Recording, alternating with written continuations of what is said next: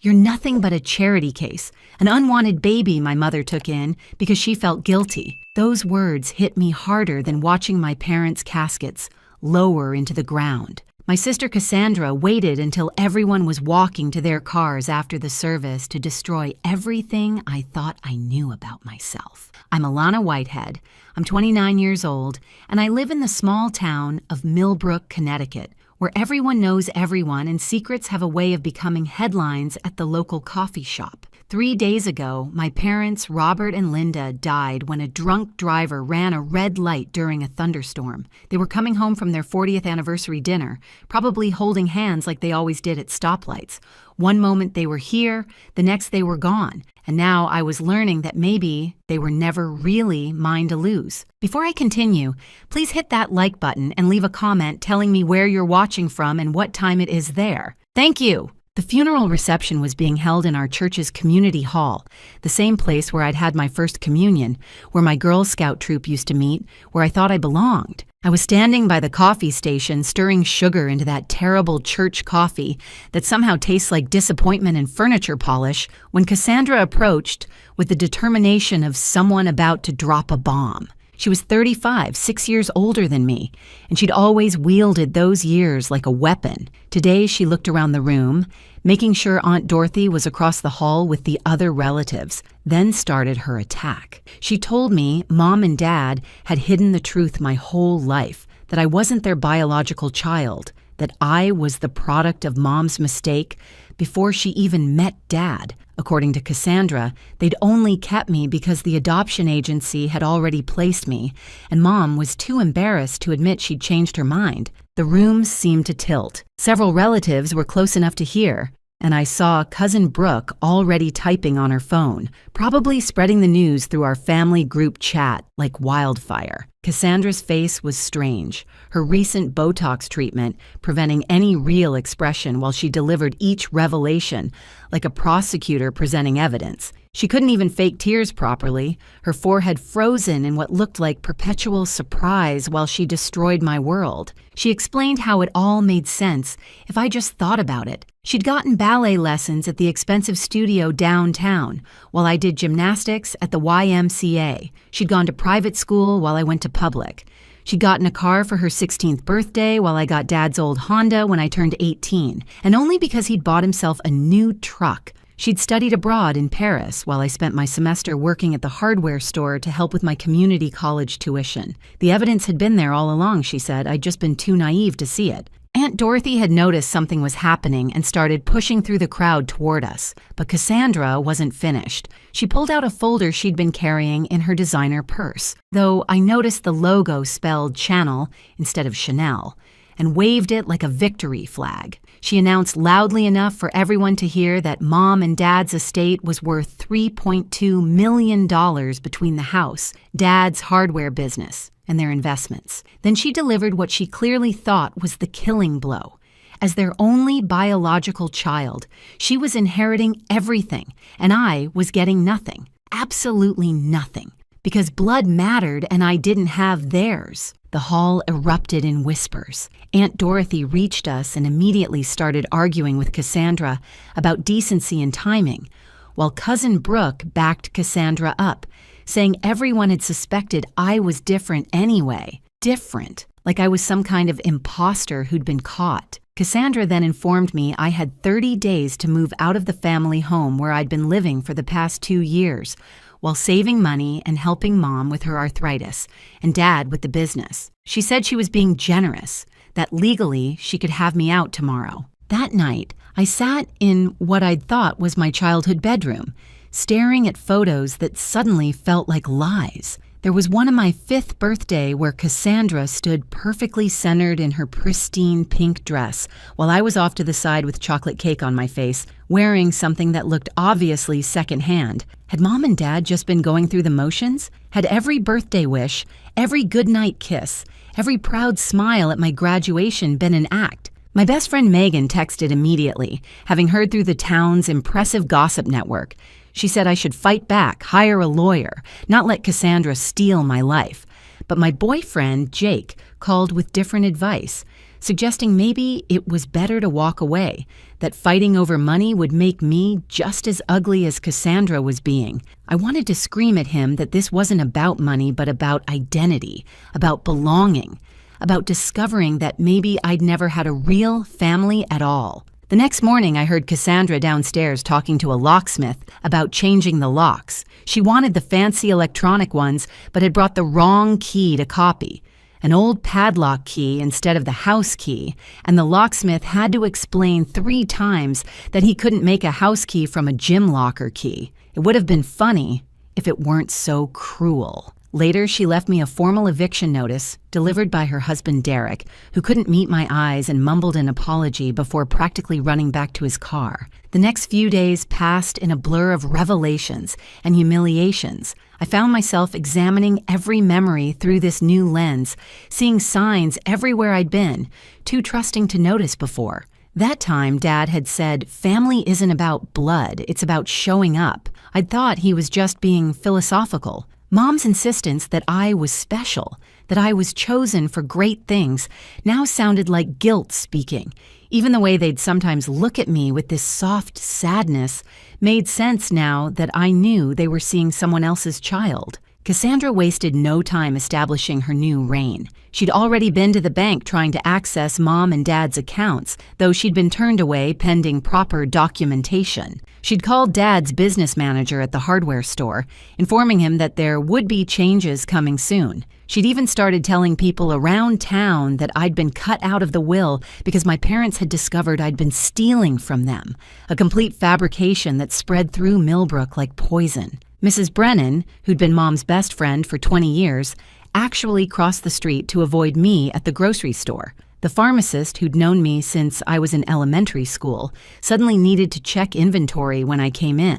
Even at the coffee shop where I'd worked summers during high school, conversation stopped when I walked in, replaced by uncomfortable silence and avoided eye contact. Cassandra had been thorough in her character assassination, telling anyone who'd listen that I had a drug problem, that I'd been taking Mom's pain medication, that my parents had been planning an intervention before they died. The medication lie was particularly cruel because Mom had suffered from severe arthritis the last 5 years, and I'd been the one helping her manage her prescriptions, making sure she took them on schedule, driving her to doctor's appointments when the pain was too bad for her to drive herself. But Cassandra had twisted that into me having access to steal, and in a small town, the most dramatic story usually wins. I discovered more evidence of my apparent otherness in the attic. There was a box labeled Family Photos 1990 to 1994, and it was full of pictures of Mom, Dad, and baby Cassandra. They looked so complete, so perfect. A little family of 3 that clearly didn't need anyone else. Then there was a gap, almost 2 years with no photos, and suddenly I appeared as a toddler, wearing clothes that didn't match the careful way Mom dressed Cassandra, holding a teddy bear that looked older than I was. Megan came over that evening and found me surrounded by photo albums, crying over a picture of my first day of school, where I stood apart from the family, like someone had placed me in the photo after it was taken. She argued that I was letting Cassandra get in my head, that my parents had loved me regardless of biology. But then she pointed out something odd. In all the baby pictures of Cassandra, Mom looked exhausted but happy, the typical new mother. But in my earliest photos, Mom looked sad, grieving almost, even when she was smiling. Jake's response was less supportive. He suggested that maybe this explained why I'd always been so independent, why I'd never asked for help even when I needed it. He said it like it was a defect, like being adopted meant I was broken somehow. When I told him to leave, he actually said Cassandra had warned him I might become unstable when I learned the truth. They'd been talking about me behind my back, and he'd believed her over me. The revelation about Cassandra spreading lies became clearer when Derek called from his car one evening, whispering like he was afraid of being caught. He admitted Cassandra had been planning this for months, ever since Mom and Dad had updated their will 6 months ago. She'd hired a lawyer friend to look into inheritance law, specifically about adopted children versus biological ones. She'd been building her case that I was an interloper, someone who'd taken resources meant for the real daughter. He also revealed something that made my blood run cold. Cassandra had been stealing from our parents for years, taking money from their accounts, using their credit cards, even selling some of Mom's jewelry and replacing it with fakes. She'd taken almost $400,000 over 5 years, but she'd been careful about it. Small amounts that looked like normal expenses. Cash withdrawals that could have been for anything. Our parents had noticed eventually, Derek said, about a year ago, but they'd never confronted her directly because Cassandra had threatened to tell me about the adoption in the cruelest way possible, if they did. The thought that my parents had endured theft and betrayal to protect me from exactly what was happening now made me feel sick. They'd chosen my emotional well-being over their financial security, and Cassandra had used their love for me as a weapon against them. 3 days into my eviction notice, my phone rang at 7 in the morning with a call that changed everything. The man identified himself as Mr. Thornfield from Thornfield and Associates, my parents' attorney for the past 35 years. His voice was careful, measured, like someone who'd learned to speak in ways that couldn't be misinterpreted. He informed me that Cassandra had indeed shown him a will, but there were other documents she didn't know about, documents my parents had specifically instructed him to keep confidential until after their deaths. He suggested we meet, but not at his office, as Cassandra had been calling hourly with threats and had someone watching his building. Instead, he proposed the coffee shop on Maple Street at 2 o'clock. Before the meeting, I remembered something Derek had said about checking Mom's jewelry box. I found it in her closet. The painted blue flowers faded from years of handling. The bottom felt too thick, and when I pressed around the edges, a hidden compartment opened. Inside was a safe deposit key and a note in Mom's handwriting that simply said, "For Alana, the truth matters." There was also an old padlock key that looked similar to the one Cassandra had confused for a house key at the locksmith, and I realized she must have found one just like it somewhere, and assumed it was important. Cassandra's campaign against me had intensified. She'd convinced Cousin Brooke and 2 others to sign statements claiming they'd witnessed me asking my parents for money repeatedly, that I'd been pressuring them to change their will. Brooke owed Cassandra $5,000 from a failed business venture, so her loyalty was clearly purchased. The other cousins had their own reasons involving promises Cassandra had made about the estate. The worst part was when she accidentally sent a text meant for Brooke to the entire family WhatsApp group. It read, "Remember, if anyone asks, Alana has been unstable for years. I've already told the lawyers she's been stealing. Once the house sells, you'll get your money plus extra for helping. Mom always said Alana was a mistake we had to live with, and now we can finally fix that mistake." The family explosion was immediate. Aunt Dorothy posted screenshots to Facebook with a scathing commentary about greed and disgrace. Uncle Pete called Cassandra directly and told her she was no longer welcome at family gatherings. Several cousins left the group chat in protest. Cassandra tried to claim her phone had been hacked, but the damage was done. Her own greed had exposed her. At the coffee shop, Mr. Thornfield was waiting in a corner booth with a thick folder. He looked like every old-fashioned lawyer from every movie, complete with wire-rimmed glasses and a suit that had probably been in style when he bought it in 1995. But his eyes were sharp, and when he started talking, I realized my parents had chosen their protector well. He began with a story from 35 years ago. My father's younger sister, Rebecca, had been 17 and pregnant. The father had vanished the moment she told him, and Rebecca herself was sick with a heart condition that made the pregnancy dangerous. My parents, newly married and trying for their own child, had taken Rebecca in. She lived with them throughout the pregnancy, and they'd promised to raise her baby as their own if anything happened to her. Rebecca died within hours of giving birth to me. She'd lived just long enough to name me Alana after our grandmother, and to make my parents promise I'd always know I was loved. The adoption had been legal and formal, making me their daughter in every way that mattered. But here was the twist that changed everything. Cassandra wasn't their biological child either. She'd been adopted at age 2 from Dad's cousin who couldn't care for her. She'd known this truth since she turned 18, and she'd used it as leverage against our parents ever since. Mr. Thornfield pulled out a document that made my hands shake. 20 years ago, when I was 9 and Cassandra had started her blackmail, my parents had created a trust. They'd placed almost everything in it, the house, the business, the investments, everything except about $50,000 in checking accounts. The will Cassandra had been waving around only covered what wasn't in the trust, and the trust had one beneficiary, me. If you're still listening to my story, I want to thank you again for being here with me through this. Please consider subscribing to the channel and hitting that like button.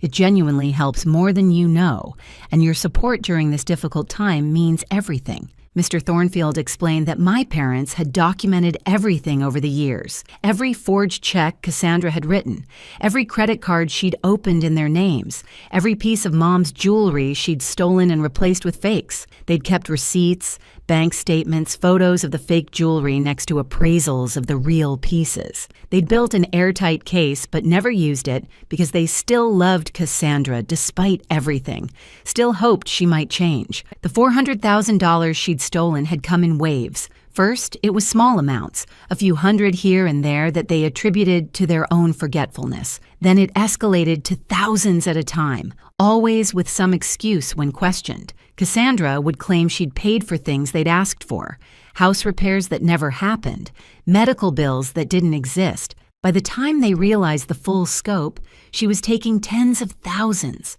and when they tried to confront her, she threatened to destroy me with the truth about my adoption. Derek had seen some of this documentation 2 weeks ago when Cassandra dragged him to Thornfield's office, trying to intimidate the lawyer into giving her everything immediately. While Cassandra was screaming about her rights, Derek had noticed papers on Thornfield's desk about the trust. He'd taken a photo when she wasn't looking, which is why he'd tried to warn me, though he was too scared of his wife to be more direct. Thornfield scheduled an official will reading at the courthouse for the following week. He warned me that Cassandra would likely escalate when she learned about the trust, but my parents had been specific in their instructions. They wanted the truth revealed publicly in front of witnesses, so there could be no question about their intentions or their love for me. The safe deposit box I opened that afternoon contained everything Thornfield had described, and more. There were letters from Rebecca, including one to her future child, to me,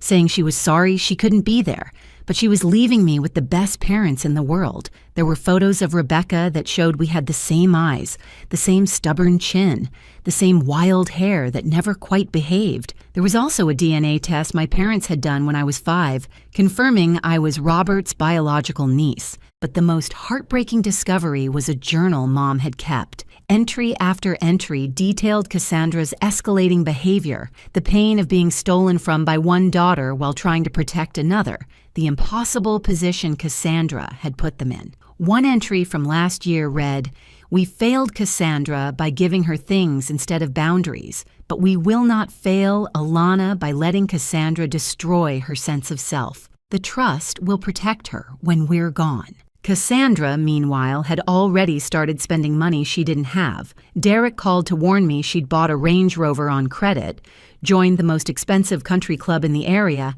and hired contractors for a $200,000 renovation of my parents' house. She was so confident in her inheritance that she'd told everyone she was expecting over $3 million within the month. The town was starting to turn against her. Her behavior at the funeral, where she'd worn what looked like a rejected outfit from a reality TV show, all leather and lace at our parents' memorial, had already raised eyebrows. The locksmith had told everyone about her confusion with the keys. The bank manager had shared how she'd screamed about discrimination when they wouldn't give her immediate access to the accounts. Even her fake designer bags had become a running joke, especially after the handle of her Gucci bag had broken during the funeral reception, spilling its contents across the church floor. 3 days before the will reading, Cassandra decided to host what she called a memorial gathering at our parents' house. She sent out formal invitations on expensive cardstock, but the real purpose was obvious. She wanted to stake her claim publicly to show everyone she was in charge now.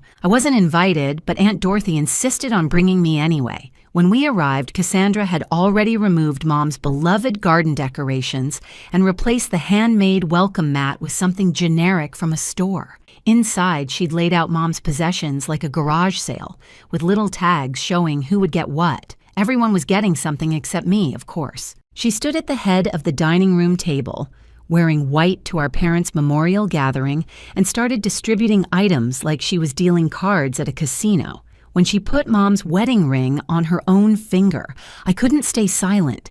I reminded her that Mom had promised that ring to me, had told me on her last birthday that it would be mine someday. The room went quiet. Cassandra laughed and said the gathering was for family only, real family. That's when Aunt Dorothy stood up and said I was more family than Cassandra was acting like. Several relatives nodded in agreement, and Cassandra's careful performance started to crack. That's when Mr. Thornfield walked into the memorial gathering, carrying his briefcase and wearing his best suit. He looked like a man on a mission, and his timing couldn't have been more perfect. The entire family was there to witness what happened next. He addressed Cassandra formally, using her married name, and informed her that the official reading of our parents' complete estate documentation would take place in 3 days at the county courthouse. He emphasized the word complete in a way that made Cassandra's face go pale beneath her spray tan. When she insisted she had the will and didn't need any formal reading,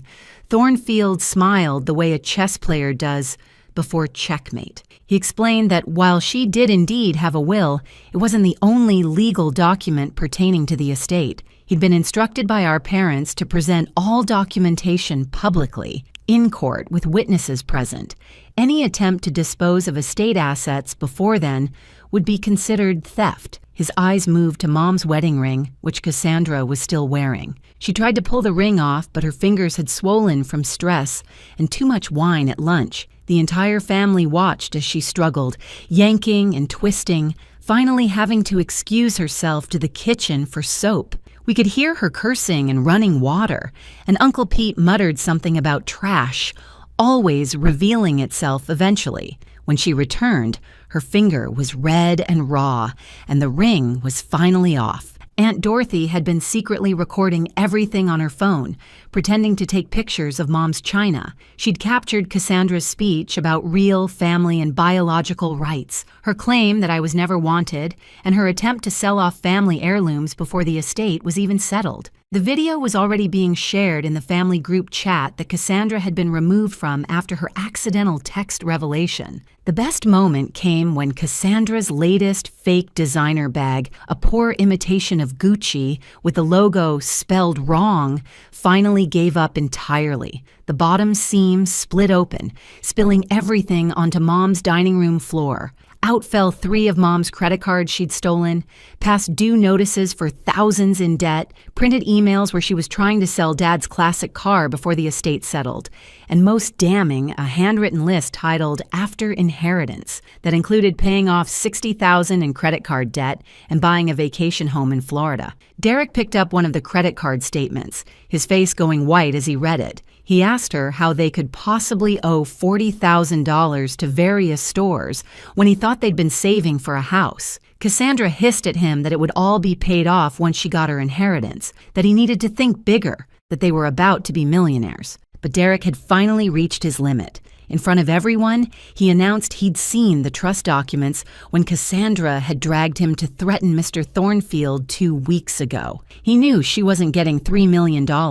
He knew about the thefts from our parents. He was done pretending this was normal or acceptable. The man who'd been too scared to stand up to her for 12 years finally found his spine, and it was in front of 40 witnesses. Cassandra tried to salvage the situation by claiming everyone was conspiring against her, that I'd turned the family against the real daughter. But Cousin Tyler, one of the ones she'd bribed to lie about me, suddenly spoke up. He admitted she'd promised him Dad's car if he said I'd borrowed money and never paid it back. Brooke, still owing her $5,000, stayed quiet, but her shame was obvious. As the family gathered their coats to leave, Cassandra made one last desperate play. She announced that anyone who sided with me would be cut off from the inheritance, that she had the power to ruin anyone who crossed her. That's when quiet Uncle Pete, who never said much at family gatherings, stood up and told her she was exactly the kind of person our parents had tried to protect me from. He said they'd be ashamed of what she'd become,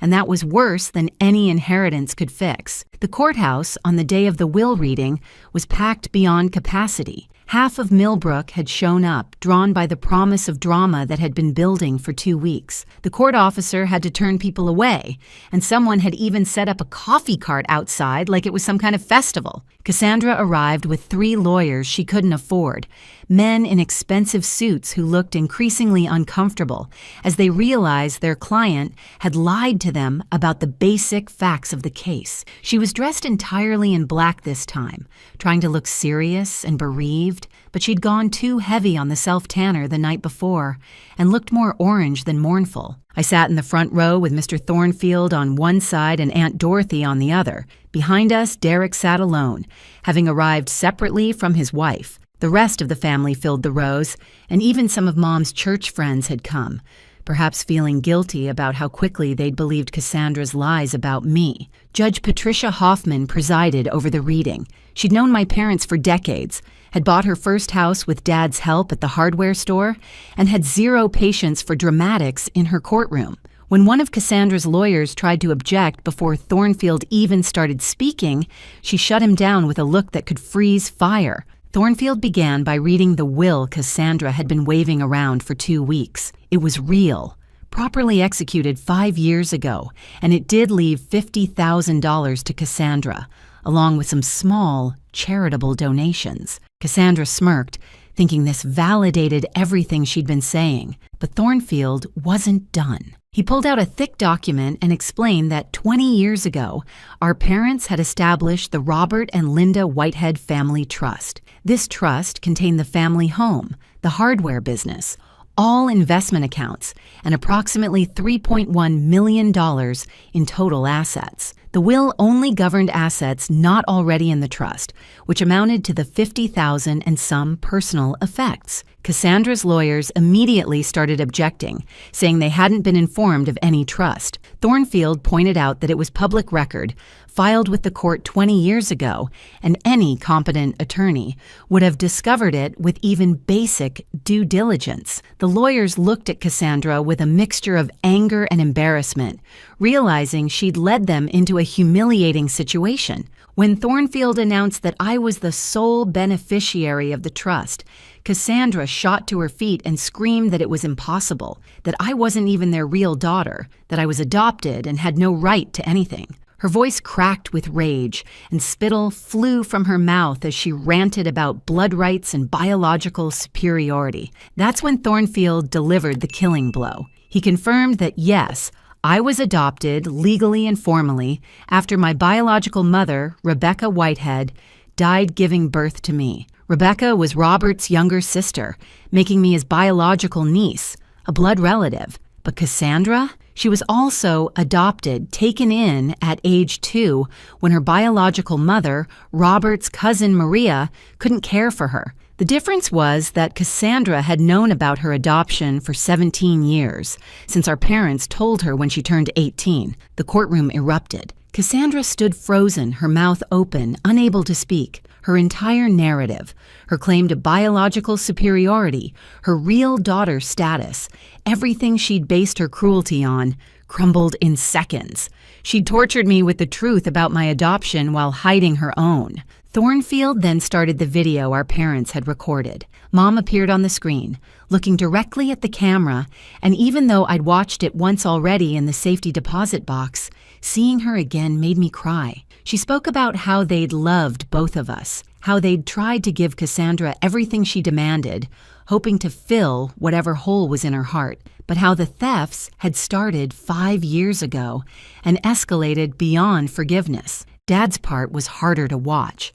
He detailed finding forged checks, discovering credit cards in his name he'd never applied for, realizing Cassandra had sold Mom's mother's jewelry and replaced it with fakes. He showed receipts, bank statements, photos comparing real jewelry to the replacements, $400,000 over 5 years, taken by the daughter they'd raised, while they protected the daughter they'd chosen from the truth being weaponized against her. The video continued with Mom explaining the most painful part. She said Cassandra had discovered the truth about my adoption through snooping in their papers when I was 9. She'd immediately used it as blackmail, threatening to tell me in the cruelest way possible unless they paid for her private college, bought her cars, funded her lifestyle. Every inequality in our childhoods that I'd wondered about had been extortion. They'd created the trust that same year, when I was 9 and Cassandra was 15, specifically to protect my inheritance from her greed. They'd known even then that she would try to take everything if given the chance.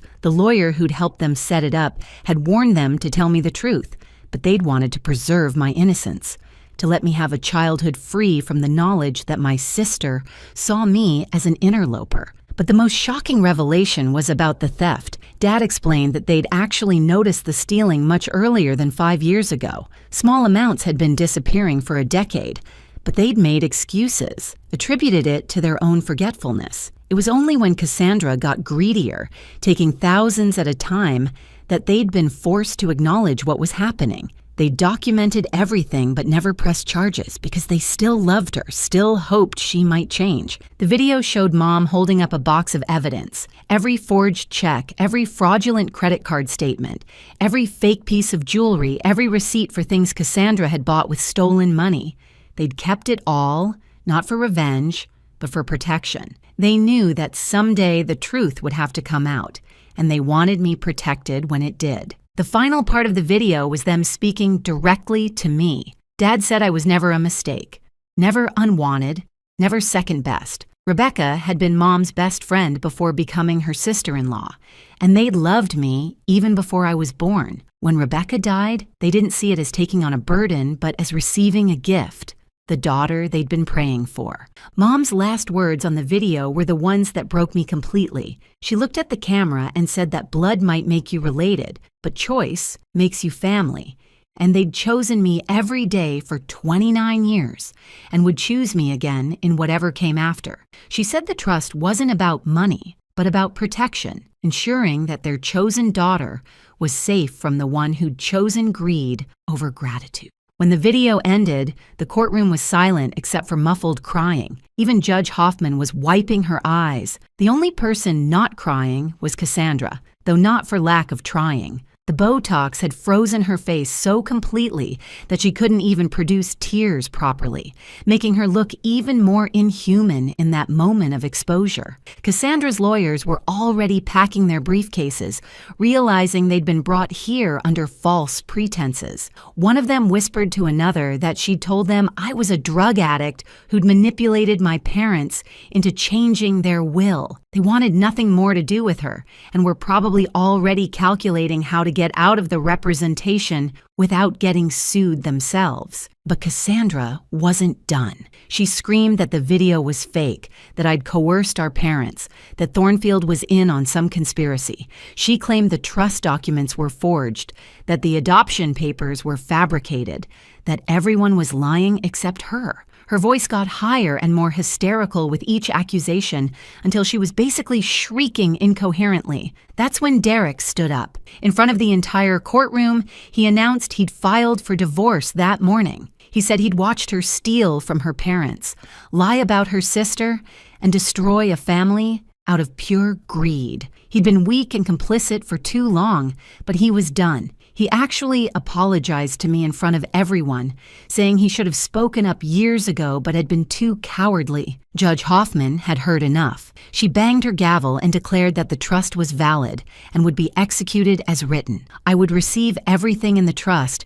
while Cassandra would receive the $50,000 from the will, though she noted that evidence of theft could lead to criminal charges that might affect even that inheritance. As if on cue, Officer Mitchell from the Sheriff's Department entered the courtroom. He announced that based on the evidence provided in the video and documentation, they were opening an investigation into fraud, elder abuse, and theft. Cassandra was being charged, and while she wasn't being arrested that day, she needed to surrender her passport and would be formally arraigned the following week. Cassandra's final moment of humiliation came as she tried to storm out of the courtroom. In her rage and hurry, she tripped over her own fake designer bag, the strap tangling around her heel. She went down hard, and when she hit the floor, her self-tanner left an orange smear on the white courthouse tiles. Someone took a photo that would circulate around Millbrook for months, with various captions about karma and falling from grace. 6 months have passed since that day in the courthouse, and life in Millbrook has found a new rhythm. I'm living in my parents' house, our house now, though it still feels strange to think of it as mine alone. The garden is thriving with the tomatoes Mom would have planted, and I've kept Dad's workshop exactly as he left it, down to the half-finished birdhouse on his workbench. Cassandra was convicted of fraud and elder abuse, though the judge suspended her sentence on condition of 500 hours of community service and full restitution. The $50,000 from the will went straight to legal fees, leaving her with nothing. The Range Rover was repossessed within a week. The country club membership canceled, and all those credit cards she'd maxed out expecting millions were now her problem alone. Megan saw her last week working at a phone case kiosk in the mall, trying to convince customers that bedazzled cases were worth $80. The designer clothes and expensive makeup were gone, replaced by the mall uniform and exhaustion. When our eyes met across the food court, she looked away first. There was no apology in her expression, just the bitter resignation of someone whose schemes had finally caught up with them. Derek sent me a letter last month, a real apology this time. He admitted he'd known about the thefts from the beginning but had been too afraid of being alone to leave her. He was in therapy now, living with his brother, trying to understand how he'd become someone who could watch his wife destroy her family and say nothing. I wrote back that forgiveness was a process, but I was working on it. The cousins who'd lied for Cassandra had come forward with the truth once the video played. Brooke cried when she admitted Cassandra had threatened to call in her debt unless she supported the lies. Tyler confessed that the promise of Dad's car had seemed worth a small lie at the time. They were family, and families forgive. But trust, once broken, takes time to rebuild. With part of the inheritance, I established the Robert and Linda Whitehead Memorial Scholarship at the community college. It's specifically for adopted children or those aging out of foster care, because family shouldn't be about blood or biology, but about choosing to show up for each other. The first recipient was a girl named Rebecca, which felt like a sign from somewhere. The hardware store is thriving under Uncle Pete's management. He's brought in his son James to learn the business, keeping it in the family the way Dad would have wanted. I stop by sometimes, and the smell of sawdust and metal still reminds me of Saturday mornings when Dad would let me help sort screws and bolts, never mentioning that I was probably making more work for him. Mr. Thornfield and I have lunch once a month. He tells me stories about my parents when they were young, about how excited they'd been when Rebecca came to live with them, how they'd prepared for my arrival like I was their own pregnancy. He recently told me that the teddy bear in those early photos, the one I thought looked old,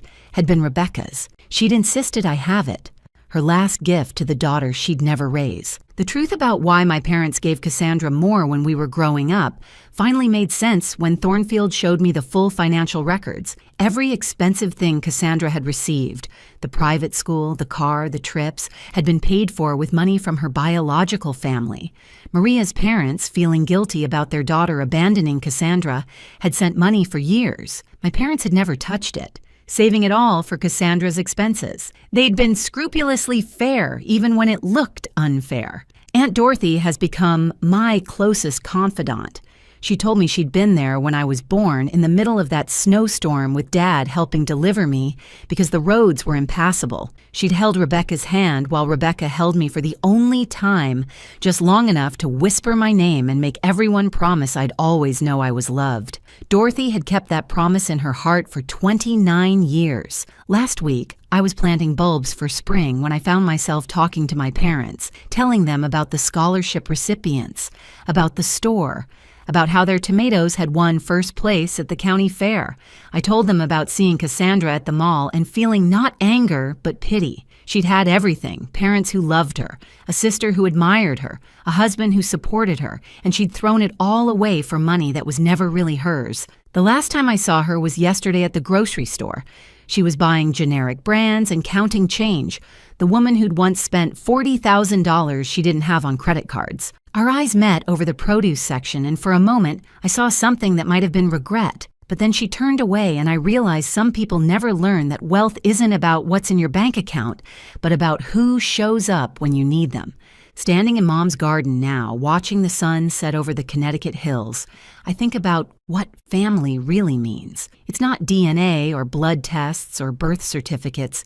It's Dad teaching me to use a level, even though I was too young to really help. It's Mom saving for months to buy me the prom dress I wanted, even though Cassandra's extortion meant money was tight. It's Aunt Dorothy keeping a secret for decades to protect me. It's even Mr. Thornfield, who could have retired years ago but stayed on because he'd promised my parents he'd see their wishes through. Cassandra might have been right about one thing. I was adopted, but she was wrong about everything else. I wasn't a mistake or a charity case or an interloper. I was chosen, deliberately and lovingly chosen, by parents who protected me even from beyond the grave. They'd seen what was coming and built walls of legal documents and trust funds to keep me safe from the sister who'd chosen greed over family. Blood makes you related. That's just biology and chance. But loyalty makes you family, and love makes you chosen. And in the end, being chosen is everything.